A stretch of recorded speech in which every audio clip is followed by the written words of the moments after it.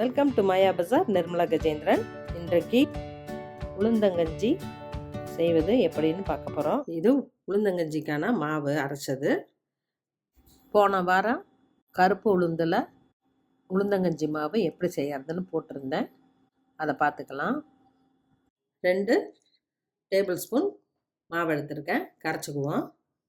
பாத்திரத்தில் 3 டம்ளர் தண்ணி வச்சுருக்கேன். தண்ணி கொதி வருது. நான் ஒரு 1/4 டம்ளர் எடுத்து வைக்கிறேன். தேவைன்னா ஊற்றிக்கலாம்.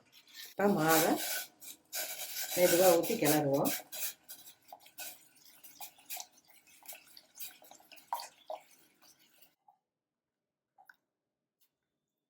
ரொம்ப கெட்டியாக இருந்தால் அந்த தண்ணியை ஊற்றிக்கலாம். கரெக்டாக தான் இருக்குது. இதை நல்லா கொதி வர வரைக்கும் மீடியம் ஃப்ளேமில் வைப்போம். கொதி வந்தோன்னா லோ ஃப்ளேமில் வச்சுக்கலாம். அடிப்பிடிக்காமல் பார்த்துக்கணும், இல்லாட்டி பத்தனை வாசம் அடிக்கும். இன்னும் கொஞ்சம் திக்காக வேணும்னு நினைக்கிறவங்க தண்ணி கம்மி பண்ணிக்கலாம். அது ஆறுனா ஸ்பூனில் சாப்பிட்ற மாதிரி ஆயிரும். இதுனா நம்ம அப்படியே டம்ளரில் ஊற்றி குடிக்கிற மாதிரி வரும். ஒரு 5 மினிட்ஸ் வேகட்டும். மாவு வெந்திருக்கும். வெல்லம் போடுறேன். அவங்கவுங்க டேஸ்ட்டுக்கு ஏற்ற மாதிரி போட்டுக்கலாம். கருப்பட்டி போட்டால் இன்னும் ரிச்சாக இருக்கும்.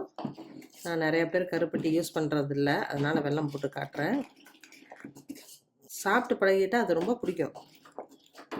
கருப்பட்டி இன்னும் நல்லதுங்கிறாங்க உடம்புக்கு. துருவன தேங்காய் 3 டேபிள் ஸ்பூன், ஒரு ஏலக்காய் பொடி பண்ணியிருக்கேன். சுக்கு பவுடர் 1/4 டீஸ்பூன், மிளகு கூட பொடி பண்ணி போட்டுக்கலாம். ஒரு கொதி வந்தோன்னா ஆஃப் பண்ணிடுவோம். தேங்காய் போட்ட விட்டி ரொம்ப கொதிக்கணும்னு அவசியம் இல்லை. ஸ்டவ் ஆஃப் பண்ணிடுறேன். கருப்பட்டி வெல்லம் எது போட்டாலும் 1/2 டீஸ்பூன் 1 டீஸ்பூன் வெள்ளை சர்க்கரை போடுறப்ப அந்த ஸ்வீட் நமக்கு அதிகமாக தெரியும். அதுக்காக 1 டீஸ்பூன் போடலாம். நம்ம காலத்துல எல்லாம் உளுந்தங்கஞ்சியை மாதம் 2 தடவையாவது செஞ்சு தருவாங்க. எலும்புக்கு வலிமை சேர்க்குங்கிறதுக்காக அதை செஞ்சு கொடுத்தாங்க. ரொம்ப ஆசையாக சாப்பிடுவோம். அதுவும் ஈவினிங் இல்லாட்டி நைட்டு செஞ்சு கொடுப்பாங்க. அது சூடாக சாப்பிட்றப்ப ரொம்ப நல்லாயிருக்கும். அதே சாப்பிட்டு டின்னரை முடிச்சுக்குவோம். அவ்வளோ டேஸ்ட்டாக இருக்கும். உளுந்தை ஃப்ரெஷ்ஷாக ஆட்டி அப்புறமா கஞ்சி செய்வாங்க. இது போல் நம்ம பவுடர் ஃபார்மில் பண்ணி வச்சுக்கிட்டால் ஈஸியாக இருக்கும் செய்யறதுக்கு. பெரியவங்க குழந்தைங்க எல்லாருமே விரும்பி சாப்பிடுவாங்க. வாரம் ஒரு முறையாவது இதை கண்டிப்பாக செஞ்சு கொடுத்தா உடல் ஆரோக்கியத்திற்கு நல்லது. செஞ்சு பாருங்கள், சாப்பிட்டு பாருங்கள். பிடிச்சிருந்தா சப்ஸ்கிரைப் பண்ணுங்கள், ஷேர் பண்ணுங்கள். தேங்க்யூ.